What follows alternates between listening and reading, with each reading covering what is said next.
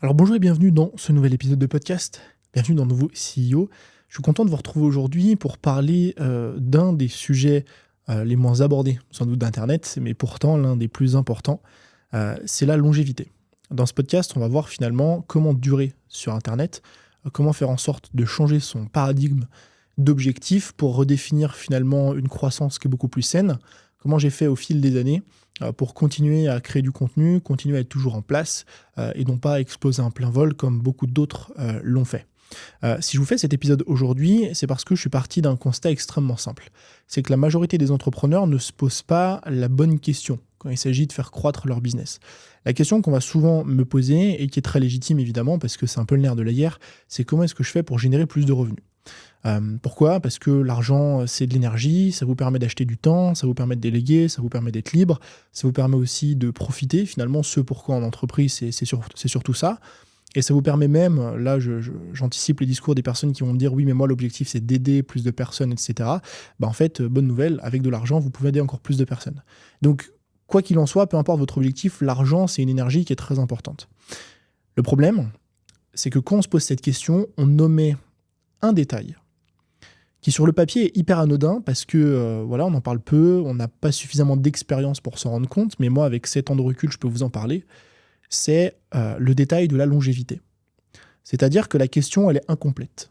On se demande comment on peut générer le plus de revenus, le plus vite possible très souvent par appât du gain, alors qu'on devrait se demander comment est-ce que je peux générer le plus de revenus sans entacher ma réputation à long terme. Parce que vous devez comprendre une chose importante, si demain, je vous permets d'utiliser toutes les stratégies du monde, toutes les stratégies, c'est-à-dire les bonnes comme les mauvaises, celles qui sont honnêtes comme celles qui sont malhonnêtes, celles qui sont très bancales, voire interdites, comme celles qui sont totalement louables et parfois tout aussi efficaces. Eh bien, ça va être très simple pour vous de générer beaucoup de revenus. Il faut comprendre ce phénomène-là. C'est-à-dire que si demain, vous voulez générer, avec toutes les méthodes qui sont mises à votre disposition, des revenus en un court laps de temps, 1 mois, 3 mois, 6 mois, c'est beaucoup plus simple finalement, parce que vous avez toutes les options devant vous. Vous pouvez faire des fausses promesses aux gens, vous pouvez leur faire croire qu'il y a des garanties alors qu'il n'y en a pas, vous pouvez leur faire croire que vous allez les accompagner alors que ce n'est pas le cas, et puis vous vendez, vous encaissez des dizaines, voire des centaines de milliers d'euros, et puis vous disparaissez à tout jamais dans la nature. Le souci, c'est quoi ? C'est que nous, en tout cas moi, j'ai pas envie de disparaître dans la nature. Moi, j'ai envie de me construire une carrière, j'ai envie de me construire un business, et qui m'apporte des résultats aujourd'hui, et qui m'apportera des résultats dans 2 ans, dans 5 ans, dans 10 ans, et peut-être même plus. Alors peut-être que ça prendra une autre forme, ce ne sera pas le même business, ce ne sera peut-être pas le même travail, peut-être pas la même entreprise, mais le fait est que ce sera toujours moi, et que l'idée c'est que je me construise une carrière à long terme. Et si c'est votre objectif aujourd'hui, eh bien toute cette notion de temporalité et d'honnêteté, elle a son importance. Parce que quand vous ne pouvez pas trahir toutes ces choses-là, votre image, vos valeurs, quand vous ne pouvez pas mentir, eh ben vous devez justement changer de paradigme en ce qui concerne votre croissance. La question que vous devez vous poser n'est pas comment est-ce que je peux faire le plus de revenus possible en un minimum de temps, mais comment est-ce que je peux générer le plus de revenus possible sans entacher ma réputation à long terme, sans entacher mon objectif qui est de construire une carrière et de toujours être là dans 5 ans, dans 10 ans, dans 15 ans ou dans 20 ans. Il y a cette citation de Warren Buffett que j'aime beaucoup, et après je vais vous parler un petit peu de ce que j'ai pu voir au fil des années. Cette citation, c'est la suivante, ça met 20 ans, il faut 20 ans, ou 25, je ne sais plus de mémoire, pour construire une carrière et une réputation. Il faut 5 minutes pour la détruire. Et c'est un truc dont on ne se rend pas compte.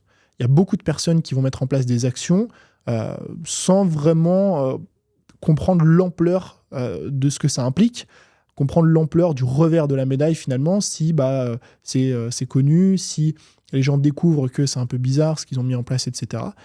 Et en fait, c'est des personnes qui vont bâtir des empires parfois, et moi je l'ai vu au fil de ces 7 dernières années, beaucoup d'entrepreneurs, d'entrepreneuses, dans plein de thématiques différentes, de la formation mais pas que, monter des empires et puis développer des business, faire beaucoup d'argent sur 1 mois, 2 mois, 3 mois, 6 mois, parfois 1 an, parce que le truc arrive à durer, et exploser en plein vol. Ne plus être connu aujourd'hui, avoir totalement disparu de la surface du milieu entrepreneurial, parce qu'ils ont sacrifié un appât de gain, un gain court terme, pour finalement arnaquer les gens, et au détriment d'une réputation long terme et de beaucoup plus d'argent à long terme. Et c'est vraiment quelque chose que vous devez garder en tête aujourd'hui. L'objectif n'est pas de se dire je gagne pas d'argent, je génère pas de revenus, j'ai un business qui vivote un peu et qui fait plusieurs dizaines de milliers d'euros. On peut très bien monter un gros business à terme sans pour autant entacher sa réputation. Ce que vous devez garder en tête, c'est toujours cette même question. Quelle stratégie je peux mettre en place aujourd'hui? Qu'est-ce que je peux faire qui va me permettre de développer mon business, de générer plus de revenus sans entacher ma réputation à long terme et qui va me permettre finalement d'être toujours là dans 5 ans, dans 10 ans, dans 15 ans et dans 20 ans, parce que mon réel objectif, encore une fois, c'est de construire une réelle carrière. Donc, vous devez vraiment vous poser ces questions et vous devez vraiment changer un petit peu de paradigme. Et ça a d'autant plus d'importance, on en parlait précédemment, dans un univers dans lequel on a une marque personnelle qui est extrêmement forte. C'est-à-dire que demain, le simple fait que vous ayez mis sur Internet votre image, votre nom, votre prénom, que vous ayez monté un business autour de ça. Moi, par exemple, voilà, vous avez vu ma tête, vous me connaissez. En fait, ça va venir greffer, entre guillemets, une réputation à ma personne. C'est-à-dire que si demain, j'arrête ce business-là parce que j'ai fait n'importe quoi, j'ai arnaqué les gens ou j'ai fait des trucs un peu bizarres et que ma réputation est ruinée, j'aurais beau essayer de monter un business dans une autre thématique ou un autre sujet ou quelque chose de totalement différent, le fait que ce soit toujours moi et ma personne identifiée à qui je suis, en fait, ma réputation va me suivre. Et c'est vraiment important de comprendre qu'aujourd'hui, ce qui a le plus d'importance dans votre business et dans votre carrière, c'est votre réputation. Parce que c'est la chose qui peut ruiner l'ensemble de vos résultats en un claquement de doigts, alors que vous avez mis, dans le passé, du coup, des années à le construire.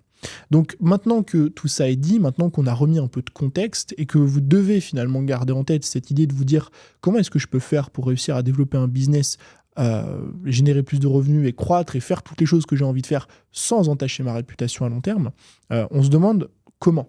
Parce que, ok, c'est bien Tony, ça fait 7 ans que tu fais ce que tu fais, t'as vu, comme tu l'as dit, plein de personnes passer, monter et puis redescendre aussi vite, et je sais pas si vous êtes là depuis aussi longtemps que moi, mais croyez-moi qu'en 7 ans, finalement, les personnes qui arrivent à tenir sur la durée, il y en a extrêmement peu.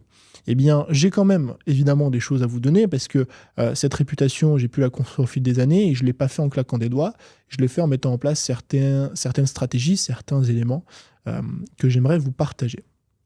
Le premier élément, c'est celui de délivrer 10 fois plus que ce que vous promettez. 10 fois plus, 5 fois plus, peu importe, mais en tout cas, d'essayer toujours de délivrer plus que ce que vous promettez. L'une des raisons qui explique que beaucoup de personnes, justement, entachent leur réputation, n'arrivent pas à développer un business sur la durée, c'est souvent lié aux promesses. En fait, sur Internet, et c'est ce que je vous disais précédemment, lié à la question et à recontextualiser votre question, si on se dit, ok, c'est quoi les stratégies que je peux mettre en place qui peuvent me permettre d'encaisser le plus d'argent le plus rapidement possible, même au détriment de ma réputation, je m'en fous. Souvent, le premier réflexe, ça va être de faire des promesses qu'on ne peut souvent pas tenir. C'est-à-dire, voilà, je vais te montrer comment monter un business à 10, 15, 20, 30, 50, 100 000, 200 000 euros par mois en seulement 30 jours.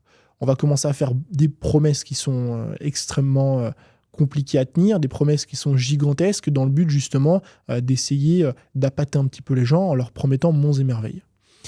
Le problème de ça, c'est que souvent les promesses qui sont très fortes, qui promettent beaucoup de choses, souvent chiffrées, sont très difficiles à tenir. Et ce qui se passe, quand on arrive justement à convaincre des gens avec notre promesse, parfois qui est beaucoup trop importante, et que ces personnes achètent nos programmes, mettent en place ce qu'ils doivent mettre en place et n'obtiennent pas de résultats, c'est qu'en fait, on a une dissonance, une déconnexion entre les résultats qu'a obtenu la personne et la promesse qu'on lui a fait. Évidemment, j'omets toute la partie si la personne n'a pas mis en place ce que tu lui as enseigné, etc. Ça, c'est un autre débat. C'est une certitude que les gens ne peuvent pas obtenir des résultats s'ils ne mettent pas en place vos actions. Mais vous devez comprendre vraiment que, je pense en tout cas d'expérience, ce qui ruine la réputation, la première chose qui ruine une réputation aujourd'hui sur Internet, dans le milieu du coaching, de la formation, de l'accompagnement, c'est souvent la promesse. Donc pour ça, moi, qu'est-ce que je fais ? Déjà, petit 1, je ne fais pas de promesses qui sont chiffrées. Pas ou peu. Pourquoi ? Parce qu'il faut avouer que les promesses chiffrées, c'est quand même quelque chose d'assez compliqué. D'ailleurs, juridiquement parlant, c'est aussi un vrai débat. C'est compliqué de faire des promesses chiffrées en disant aux gens, voilà, d'ici X jours, tu vas pouvoir obtenir tel résultat ou tel résultat ou tel résultat. Parce que même si on a réussi à le faire avec un client, dans la moyenne, c'est compliqué de faire ce genre de promesses. Deuxièmement, donc j'essaie de trouver une promesse qui amène un vrai bénéfice, mais en évitant d'avoir un chiffre derrière, ou alors il faut une garantie très solide. Deuxièmement, c'est ce que je disais, c'est que je délivre souvent beaucoup plus que ce que je promets aux gens. En fait, j'essaye dans l'ensemble de mes accompagnements, cours, formations, produits, de toujours offrir 5, 10 fois plus, évidemment c'est un chiffre, que ce que les gens vont payer. L'idée, et c'est ma stratégie depuis des années, c'est que quand quelqu'un achète un produit chez moi, ils se disent « Waouh, j'en ai eu pour mon argent, j'aurais pu payer 3, 4, 5 fois, 10 fois plus, j'aurais quand même acheté le produit. » Évidemment, vous n'êtes pas obligé de faire autant que ça. Si vous arrivez à délivrer 2, 3, 4 fois plus que le prix du produit, c'est intéressant. Mais en fait, toute l'idée de ça, c'est d'arriver justement à se créer une réputation à long terme, d'arriver à créer une vraie relation de confiance aussi avec vos clients et de faire en sorte que les gens qui achètent chez vous soient 100% satisfaits. Ok ? Donc ça, c'est la première chose. Surtout, le premier point à retenir de ça, à mon sens en tout cas, c'est de bien travailler sur vos promesses parce que souvent, c'est ce qui est problématique dans la réputation d'une personne. Deuxièmement, vous demandez si cet objectif sert vraiment votre vision long terme. Alors quand je dis objectif, ça peut être un objectif, ça peut être une action, ça peut être un projet, ça peut être quelque chose qu'on vous propose. Et je vais vous parler aussi d'un truc qu'on m'a proposé il y a quelques années que j'ai refusé, que j'ai bien fait, croyez-moi, de refuser. En fait, toute l'idée, c'est à chaque fois que vous avez quelque chose, un choix, une décision à prendre, remettre ce contexte-là de vision long terme. Est-ce que ce projet, ce contenu, cette promesse, ce truc qu'on m'a proposé, que je vais peut-être accepter, va me permettre d'atteindre mes objectifs long terme et de construire ma carrière? Ou au contraire, est-ce que ça va entacher ce que j'ai envie de faire à long terme au détriment, encore une fois, d'argent court terme? Il faut vraiment, et je sais que c'est compliqué, arriver à dealer entre « Ok, je ne fais pas cette chose-là par appât du gain court terme parce que je sais qu'à long terme, ça va entacher ma réputation. » Et par rapport à ça, j'ai une petite histoire. Il y a quelques années en arrière, il y a 5 ans, je pense, en arrière, on m'a proposé d'intégrer une sorte de groupe/formation, de monter un gros projet dans une certaine thématique. C'était deux entrepreneurs qui m'ont contacté il y a quelques années en arrière, qui m'ont proposé ça et qui m'ont dit « Oui, Tony, viens avec nous, par rapport à la taille de ta commu, etc. On peut faire un carton, machin et tout. Je pense qu'on peut associer nos forces, enfin bref, tout l'argument qui va avec. » Et puis, c'est vrai que c'était tentant. C'était tentant parce qu'il y avait des gros noms de l'industrie, dans d'autres industries d'ailleurs. Il y avait beaucoup d'argent à se faire. Et puis, moi, j'étais quand même à mes débuts. C'est pas comme si j'avais un business qui était extrêmement en place non plus. Ça faisait à peine 2 ans, je crois, 2-3 ans que je m'étais lancé. Et donc, financièrement parlant, c'était extrêmement intéressant. Puis, je me suis posé la question. C'est vrai que c'est des personnes qui m'avaient l'air un peu bizarres, que je connaissais un peu de nom, que j'avais déjà vu passer un petit peu à droite, à gauche. Et je me suis dit, tiens, c'est quand même bizarre, elles ont mis en place des actions, des choses qui me plaisent pas trop, c'est un peu louche. Donc, dans un premier temps, je me suis dit, ok, je vais réfléchir, je vais voir un petit peu, et puis, après réflexion, je me suis dit non. Déjà, c'est pas un truc qui m'intéresse forcément sur le papier, parce que moi, j'aime bien entreprendre seul, et pas forcément monter des projets avec des gens et être 100% indépendant dans mon business. Et puis, il y avait ce sentiment-là de me dire, il y a un truc que je sens pas, quelque chose qui va peut-être entacher ma réputation, j'ai pas trop envie qu'on m'associe à ces personnes-là, donc je vais gentiment refuser. Et ça a fait mouche. Ça a fait mouche parce que j'ai appris quelques années après que tout ce qui avait été monté autour de ça était non pas un scam et une grosse arnaque, mais voilà, ils avaient quand même quelques gros problèmes avec certains clients, ils facturaient extrêmement cher mais ne délivraient pas les produits. Et au final, c'est des personnes aujourd'hui qu'on ne voit plus du tout dans l'industrie parce qu'ils ont, encore une fois, comme je l'ai dit précédemment, explosé totalement en vol. Ils ont fait beaucoup d'argent sur l'espace de 6-8 mois et puis plus rien. Pendant des années, on n'a jamais entendu parler. Donc c'est extrêmement important, même si ça peut être difficile par appât du gain sur le court terme, de toujours prendre des décisions qui sont rationnelles à long terme en remettant du contexte par rapport à votre réputation. Pourquoi ? Parce que si j'avais accepté, et en fait, l'appât du gain, c'est souvent court terme, mais c'est souvent une mauvaise décision parce que si j'avais accepté à l'époque de faire ce projet-là, j'aurais gagné beaucoup d'argent pour l'époque. Oui, j'aurais gagné beaucoup d'argent pour l'époque. Sauf que l'argent que j'aurais gagné avec ce modèle-là, ce business, ce projet, il m'aurait coûté ma réputation, ce qui fait que je n'aurais jamais pu amener mon business là où il est aujourd'hui.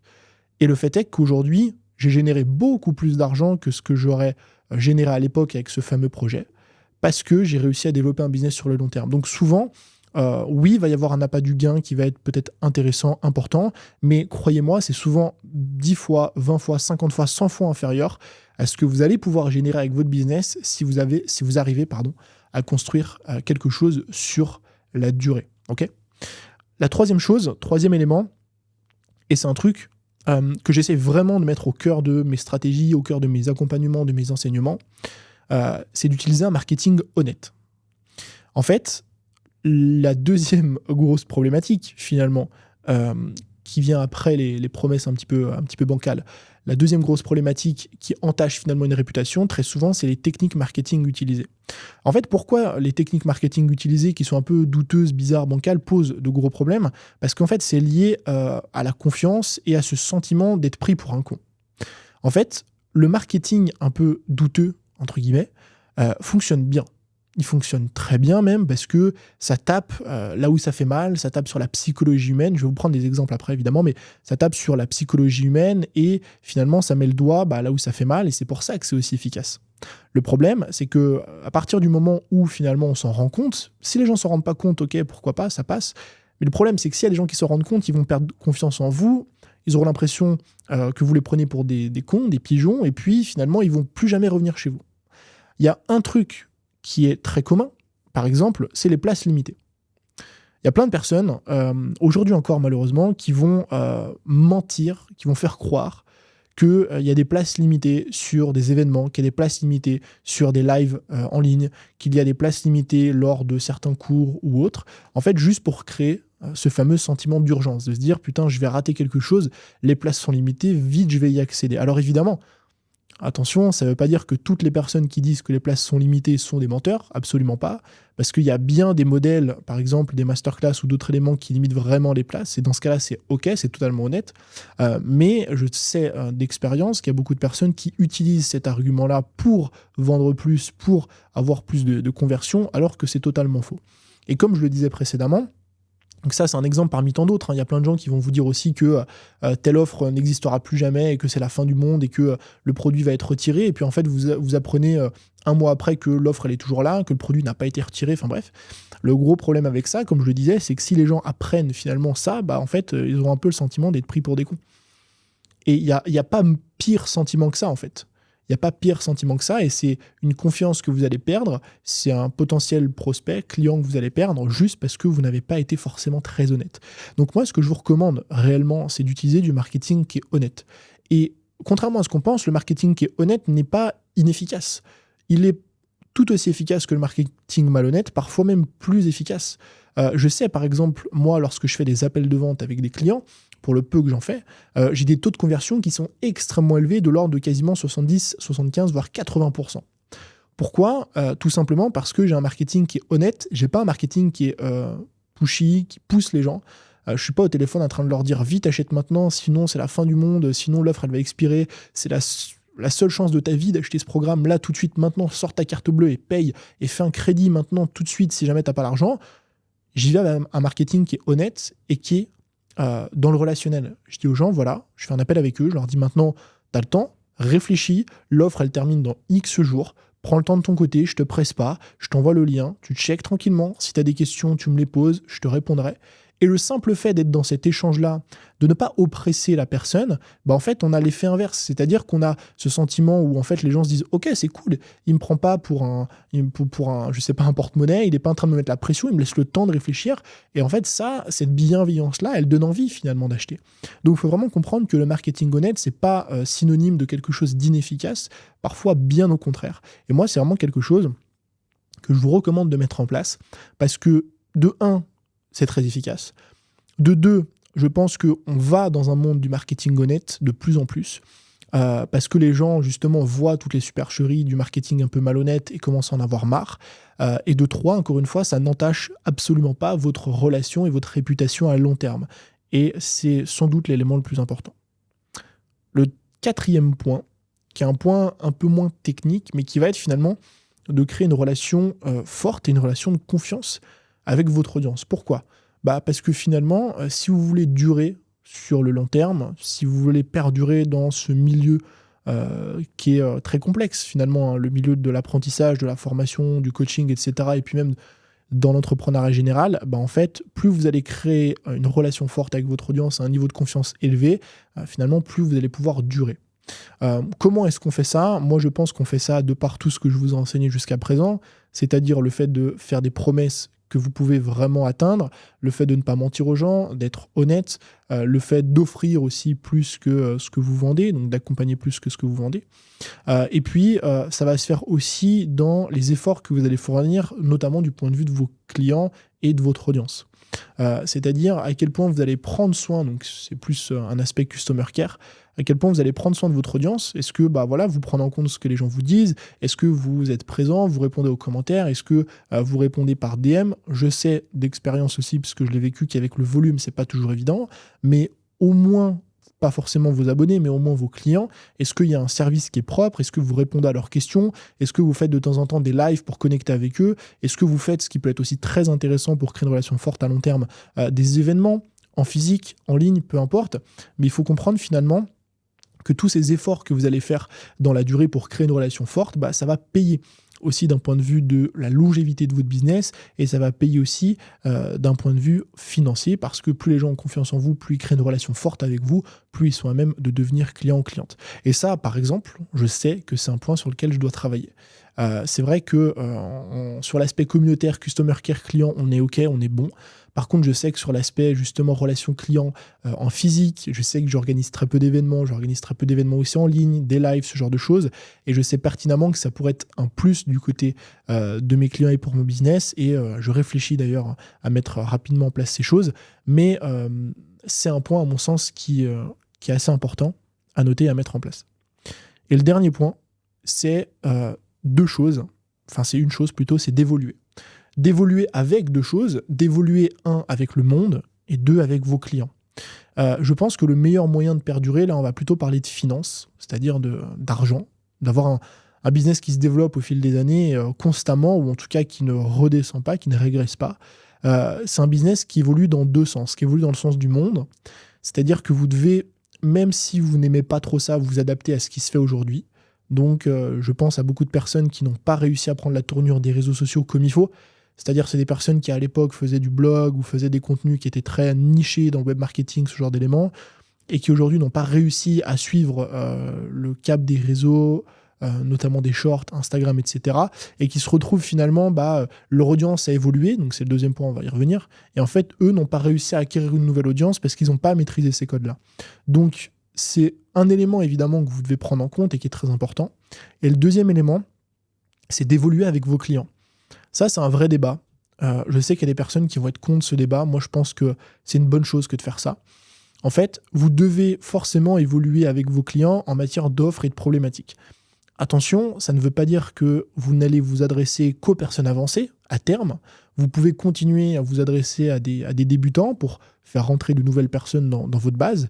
Mais c'est important de comprendre que si vous n'évoluez pas avec vos clients en termes d'offres, d'accompagnement, ces éléments-là, petit à petit, les gens vont vous délaisser. Par exemple, il y a certaines personnes, certains clients chez moi qui m'ont connu à l'époque par rapport à mes formations sur Instagram. Donc pour avoir plus d'abonnés sur Instagram, j'ai sorti des formations sur les collaborations aussi avec des marques, des formations sur le feed, à l'époque où le feed était important. Et donc c'est des personnes qui m'ont connu dans le spectre de OK, je veux des abonnés, je me lance et ainsi de suite. Et petit à petit, j'ai commencé à monter en gamme finalement mes produits, à vendre des formations sur l'argent, donc en gros comment trouver des clients et développer un business sur Instagram, et puis des formations sur les tunnels de vente, et puis des formations et ainsi de suite. Et c'est pas impossible qu'à l'avenir, je sorte des formations plutôt sur les finances, plutôt sur l'investissement, ce genre d'éléments. Ou plutôt sur des sujets qui touchent à des personnes qui sont beaucoup plus avancées, comme le scaling, etc. Et en fait, il faut comprendre que ça va me permettre à terme justement de continuer à avancer et à évoluer avec les clients que j'avais il y a 2, 3, 4, 5 ans. Parce que les clients que j'avais il y a 5 ans qui venaient de se lancer, qui faisaient pas d'argent en ligne, qui avaient tout juste une idée de ce qu'ils voulaient faire, aujourd'hui, ces mêmes personnes-là font 3, 4, 5, 8, 10 000 euros par mois. Eh bien, si je veux continuer à leur proposer quelque chose, je ne peux plus me contenter de cours, de formation qui s'adressent aux personnes qui se lancent. Il faut que je monte en gamme. Et pourquoi c'est intéressant de faire ça ? Parce que comme ça, vous arrivez à évoluer et à avancer en même temps que votre audience. Et c'est pas impossible ou interdit, dans le même temps, de continuer l'acquisition. C'est-à-dire que je continue quand même, sur YouTube notamment, à faire des contenus qui s'adressent plutôt à des débutants. Comment passer de 0 à 1000 abonnés sur Instagram, c'est une vidéo que j'ai fait récemment, qui a plutôt bien marché. Et en fait, cette idée, c'est, hop, je fais rentrer de la nouvelle acquisition toute neuve sur une problématique de débutant, et ces gens qui vont évoluer dans 1 an, 2 ans, 3 ans, vont monter en gamme, et puis vont accéder aux offres qui, justement, sont des offres qui s'adressent aux personnes qui font 1000 euros par mois, 2000, et ces mêmes personnes-là, dans 5 ans, je pourrais leur proposer des produits qui s'adressent à des gens qui sont plus avancés. Et à mon sens, c'est le parfait combo, parce que vous arrivez finalement à sortir des offres et des produits qui évoluent au fil du temps. Vous arrivez à continuer perpétuellement à vendre aux clients qui ont déjà acheté chez vous, et ça vous évite d'avoir constamment à trouver de nouvelles personnes. Donc voilà, je pense qu'on a fait le tour en tout cas pour cet épisode sur la réputation, le fait de durer sur Internet. Vous devez vraiment garder en tête, je pense, cette question principale qui est de vous dire comment est-ce que je peux atteindre tel objectif ou faire telle chose, ou développer mon business, ou choisir tel projet, sans amputer ma réputation à long terme, parce qu'encore une fois, c'est ce qu'il y a de plus monétisable, c'est ce qu'il y a de plus important, bien plus important parfois que l'argent à court terme. Je vous remercie comme d'habitude d'avoir écouté cet épisode jusqu'à la fin. Je vous dis à très bientôt pour un nouveau contenu. C'était Tony. Ciao.